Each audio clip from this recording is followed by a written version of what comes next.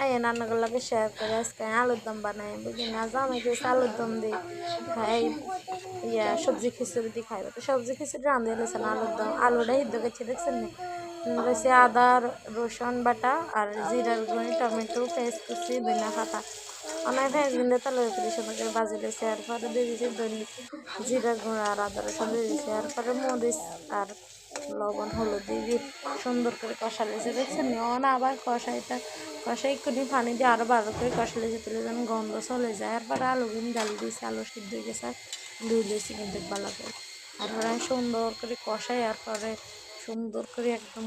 একদম হয়ে গেছে দেখেন একদম সুন্দর মতো হয়ে গেছে আমি ধনিয়া পাতা দিয়ে লেছি তারপরে ভালো করে লাইরে লম্বু দেখছেন ধনিয়া পাতা দেওয়ার পরে একটু ভালো করে লাড়লে অনেক ভালো লাগে বুঝছেন ভালো করে লাইরা সারা লয়ে আলুছি তারপরে দেখেন সবজি খিচুড়ি নিয়েছি না একদম ধোয়া ওটা সবজি খিচুড়ি দিয়ে আলুর দম দিয়ে খাইতেছে অনেক মজা হয়েছে আর তো না আবার খাইতে মজা হতেছে রাইতের 1টা বাজে এবারটার কতদিনে আমি এগিয়ে আনছি বুঝছেন এবারটার কখন যে কি খাইতে মন চায় কোনো ঠিক নেই এত মজা হয়েছে বিশ্বাস করে না ওখান আর খাইতে মন চাইতেছে আবার রাঁধি আমি একদিন রাতের 1টা বাজে জামাই ওই তুই কেন কেন শান্তিতে থাকতে যেতাম না তখন আনতে যেতাম একটু খিচুড়ি তো খাইতে চাইছি